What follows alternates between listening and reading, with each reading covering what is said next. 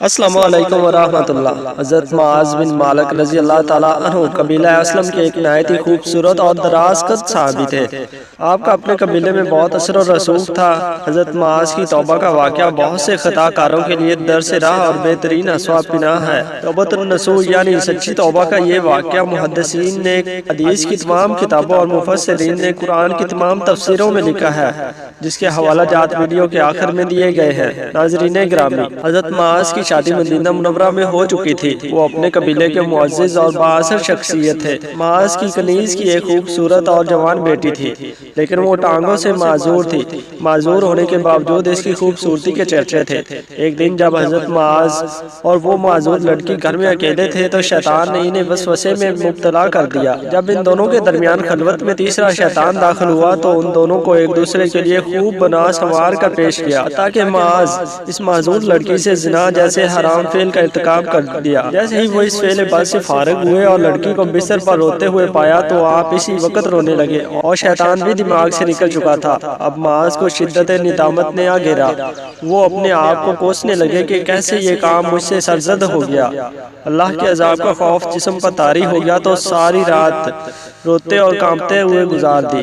ناظرین گرامی، یہ صحیح اور مستند حدیث کا ترجمہ ہے کہ جب حضرت معاذ کو اپنی زندگی اجیرن لگنے لگی تو طبیعت، قلب، راحت، دل و جان سرور کائنات حضرت محمد صلی اللہ علیہ وسلم کی بارگاہ میں حاضر ہوئے اور عرض کرنے لگے، یا رسول اللہ صلی اللہ علیہ وسلم، مجھے پاک کر دیجئے۔ نبی کریم صلی اللہ علیہ وسلم نے اپنا چہرہ مبارک دوسری طرف پھیر لیا تو حضرت معاذ پھر سے آپ صلی اللہ علیہ وسلم کے سامنے آ کر بیٹھے اور عرض کرنے لگے، اے اللہ کے رسول، میں زنا کر بیٹھا ہوں، مجھے پاک کر دیجئے۔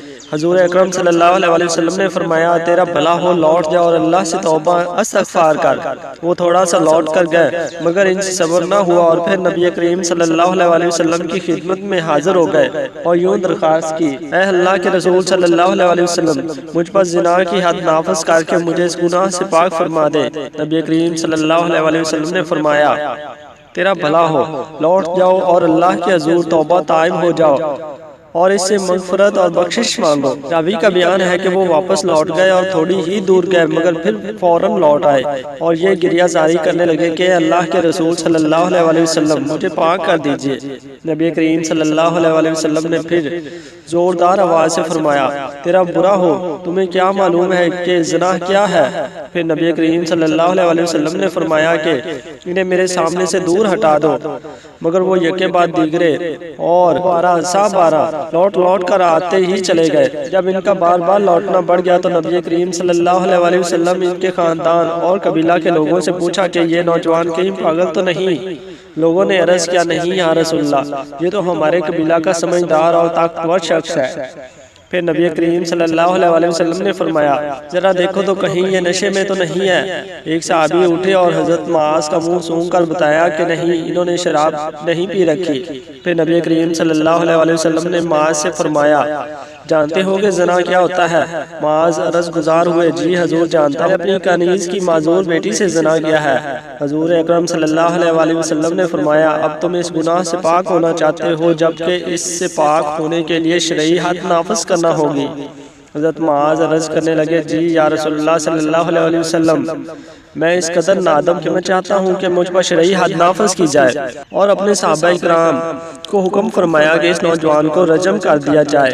چنانچہ انہیں رجم کر دیا گیا حتیٰ کہ وہ مسلسل کنکر لگنے کے نتیجہ میں وفات پا گئے۔ جب ان کی نماز جنازہ پڑھی گئی اور انہیں دفنا دیا گیا تو حضور اکرم صلی اللہ علیہ وسلم اپنے صحابہ کرام کے ساتھ اس میدان سے گزرے جہاں پر حضرت معاذ کو رجم کیا گیا تھا، تو حضور اکرم صلی اللہ علیہ وسلم نے سنا کہ دو صحابہ اس طرح آپس میں بات کی، دیکھو ذرا معاذ کو، اللہ نے اس کے گناہ پر پردہ ڈالا تھا لیکن اس نے خود اپنے گناہ کی تشہیر کی، کسی کو کیا پتہ چلنا تھا کہ اس نے کیا کیا، اور دیکھو اپنے آپ کو خود سزا کے لیے پیش کر کے کنکر و پتھر کھا کر ایسے سنسار ہوا جیسے کسی کتے کو گلی کے بچے پتھر مار کر جان سے مار ڈالتے ہیں۔ ناظرین گرامی، یہ ہو حدیث کا ترجمہ ہے کہ نبی کریم صلی اللہ علیہ وسلم ان کی باتیں سن کر خاموش رہے اور آپ نے انہیں کچھ نہ کہا اور قافلہ چلتا رہا۔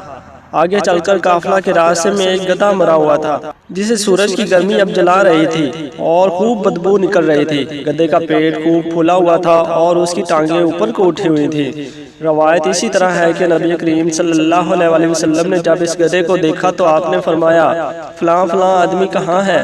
دونوں حاضر ہوئے۔ آپ صلی اللہ علیہ وسلم نے ان دونوں سے فرمایا کہ اس مردہ گدھے کا گوشت کھانا شروع کرو۔ سارے قافلے پر سناٹا چھا گیا۔